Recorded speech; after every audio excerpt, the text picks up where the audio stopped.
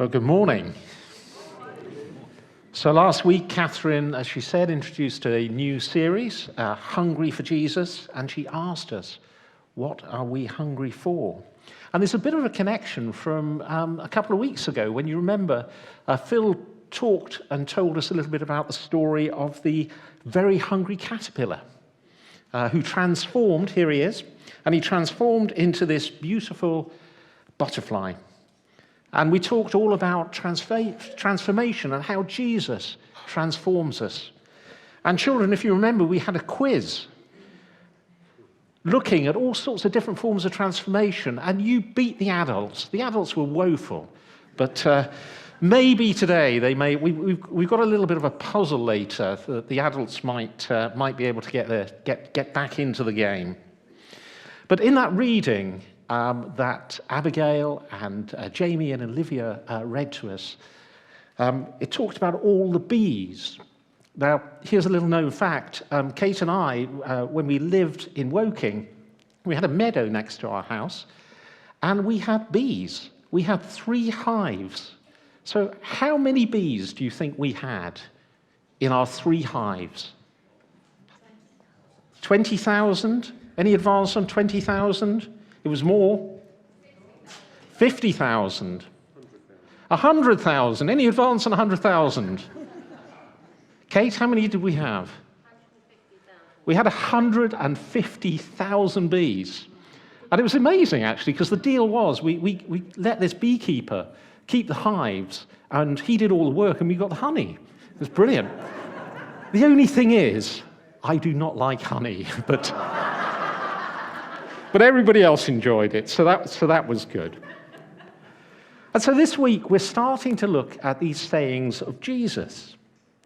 And as we heard, the first one was, happy are those who don't think they are the bee's knees. God will give them honor in his kingdom. Now, it's a really strange expression, isn't it? Bee's knees, thinking you're the bee's knees. So I thought I'd better find out what it means and where it came from. And it actually comes from the 1920s, from that sort of Prohibition era. And it was a cartoonist who anything that was considered excellent was compared with a part of an animal. So that's when we got the cat's whiskers. So we got the bee's knees, but it also happened to be a cocktail, a gin cocktail. And I think that's really why it was something that people said, oh, it's the bee's knees. Now, you won't be surprised to hear that Jesus didn't actually use that expression. This is a very, very loose translation, very helpful translation. But in the Good News Bible, it says, happy are those who know they are spiritually poor. The kingdom of heaven belongs to them. Happy are those who know they are spiritually poor.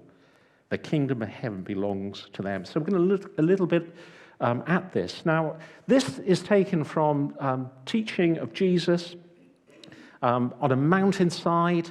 We call it the Sermon on the Mount for obvious reasons. And it's very long. There's 3 chapters of this teaching.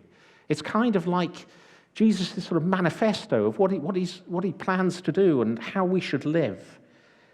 And the very beginning of it are the verses that we had read today. They're called the beatitudes, hence the bees. And it comes from the Latin meaning blessedness.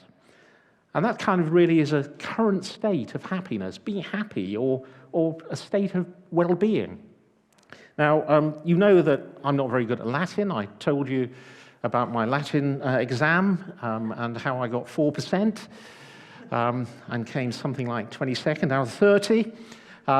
So when I see beatitude, I don't think of Latin. I think of be and attitude. And I wondered at this, why have they spelt it wrong? It should be B-E-A-T-T-I-T-I-U-D-E, the beatitude, because these are actually what the Beatitudes are about. These are Jesus saying, hey, this is how you should be. And so we're going to look at this a little bit more, this first beatitude.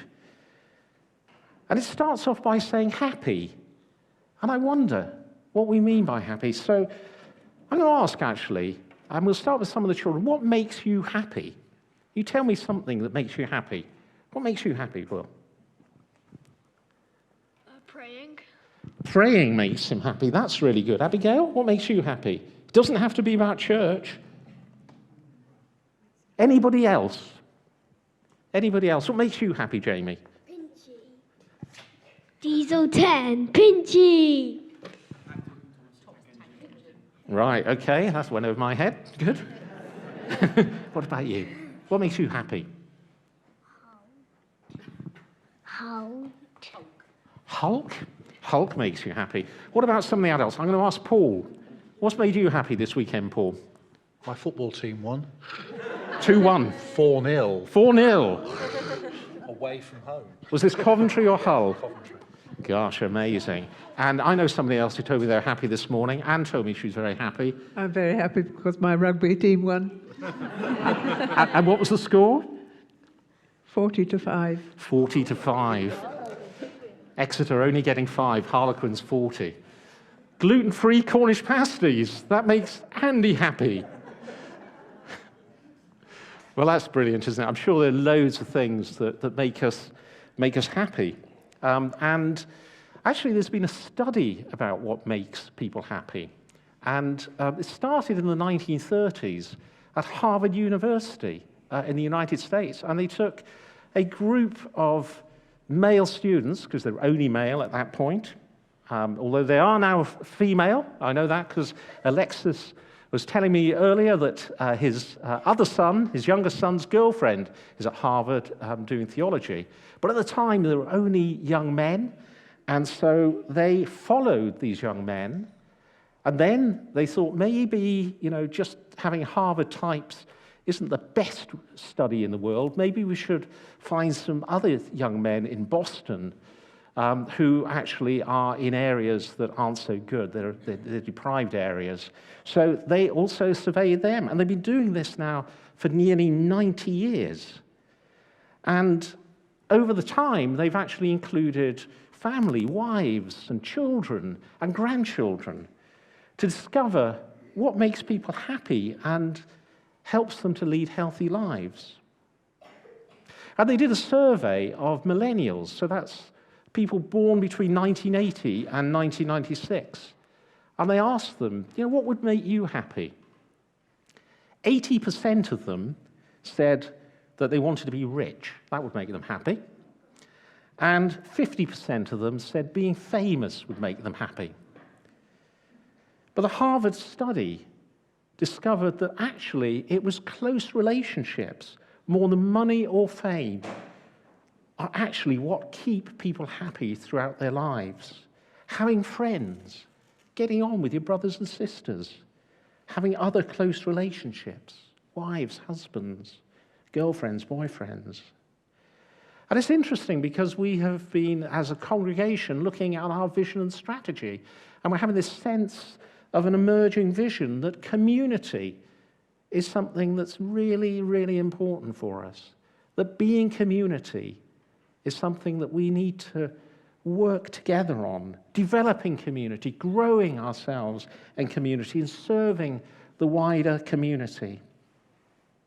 But Jesus gives us a list of things in Matthew's Gospel here, in the Sermon on the Mount, things that will make us happy. And they're kind of a little bit counterintuitive. They don't sound as if they're the sort of things that would make you happy. And what does he mean by happy anyway? What does it mean? Is it sort of, being in the moment and feeling good about everything? Well, I think this word happy and blessed is actually all about being in a good place. We're kind of okay, we're good. It's not just about the moment, but actually it's a state that we're in a good place, and in a good place with God. So, if you're in a good place, Jesus says, you're poor in spirit. So what does that mean, being poor? Now, I've got this puzzle for you, and if you know the answer to this, please don't call it out.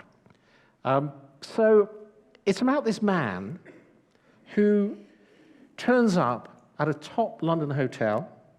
in his sports car. It's a 1930s sports car. So it's either a Bentley or a Bugatti. Okay, so fabulous car. He turns up, and as soon as he arrives and checks into the hotel, he's completely broke. He's bankrupt. So why? Why is he bankrupt? What's happened? Anybody gonna? You can ask some questions about this. Anybody? Come on, Andy.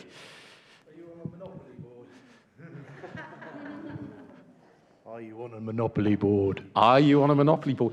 He's absolutely right. He's got it in one. You're playing Monopoly, and Andy, you can put this slide up now. So, of course, in Monopoly, you end up landing on Mayfair, and if you haven't got enough money, you're bankrupt. And that's actually how we think about poverty, isn't it? We think about, poor as being having money or not having any money. We're poor because the piggy bank is kind of empty. We're a bit sort of black and white about it. We've spent our pocket money, so there's nothing left. We spent our birthday money, so we have to wait until next time, or maybe Christmas, or something like that. Or perhaps we think about other parts of the world when we think about being poor. We think about people who are in poverty. And these people here are helping those who live on the edge of a river in a city in Honduras. Now, they're not meant to live there because the river floods regularly, but they build and they live right on the edge. And they bring in electricity illegally and telephone lines. But we look at people like that and we say they're poor. I actually visited this place. It's in San Pedro de Sula, a place called Las Bordas. And I visited there with Alexis, who is here this morning and is going to come and we're going to find out a little bit more about Alexis. But that's what we think about being poor. We think about being people in poverty, and we see poverty as not a good thing. It's something that we want to help people to escape from poverty, don't we? And God really cares about the poor. His heart is for the poor and for the widows and the orphans. And so the poor are really, really important. So why is it that Jesus is saying that, look, you're going to be in a great place, you're going to be happy if you're poor in spirit? Surely he should be saying if you're rich in spirit, you're going to be happy. But no, he talks about being poor in spirit. So what does that mean, being poor in spirit? Well, I think this is where the reading that we had, and Abigail read it very nicely, is about not thinking we're the bee's knees, not thinking too highly of ourselves or better than others. So we think of ourselves and we don't have an overinflated view of who we are. Now, there's a story of a man. I'm not going to ask you, this isn't a puzzle, but so Andy, you don't have to answer this one, but you may know it. The story of the man who arrived in heaven. And on his first day, he's shown around by an angel. And the angel says, well, as you know, there are many rooms in heaven. You know that verse, in my Father's house, there are many rooms? And for now, he said, we've kept everybody in different church groupings. Now, when it comes to the very end times, that will all go. But for now, it's just better to have people in their own church groupings. And he says, over here, the Catholics, they're all over here, look, loads of them. And down the hall, we've got Baptists. And the man says, well, he's from the Church of England. So he says, well, could you show me the Anglicans? And he says, yeah, okay. So walks him on and says, in this room here are the Anglo-Catholics. So, okay, very good. The Anglo-Catholics. Oh, and over here are the liberals. Fine, okay. And then the man says, well, where are all the people from my church group? There must be hundreds and thousands of them. And the angel says, well, there are. He says, follow me. And as they get close, the angel motions to the man and says, shh, we have to be very quiet as we go past. They think they're the only ones here. And it can be a little bit like that, isn't it? You know, for us adults, we can think that our experience of God, you know, our experience of worship is actually the way in which we kind of access God. We think our way of doing things is better. Now, children, you're much better than us, than adults. You know, we think these things sometimes are really important. But Jesus says something different. He says, look, just keep it real. Remember, you're not the bee's knees. And if you want to be in a good place with me, this is how you should be. And that's why I think we should think of the attitudes of Jesus as the be attitude. And this is a be humble. That's the attitude that we should have. Be humble, and you'll be in a good place. Now, the rest of the verse, so what's the promise? Well, the promise is the kingdom of heaven. The kingdom of heaven is yours. You have a part in this kingdom as his son or as his daughter. If you recognize that the only way to know God, to be part of the kingdom of heaven, is by being like Jesus. You know, Jesus was incredibly humble. Even though he was God, he became a human being. And not only a human being, he became a servant. And not only a servant, but he allowed himself to be killed on a cross, giving his life that we might be in a good place with God. So that's what this Sermon on the Mount, I think, is all about. It's about the beatitudes. And we'll look at some of them over the next couple of weeks. But this one is, if you want to be happy, if you want to be in a good place with God, then be humble. And as this says, the slide back, Andy, we often say this in confession, don't we? Do you recognize this? We say that we may do justly, love mercifully, and walk humbly with our God. Amen.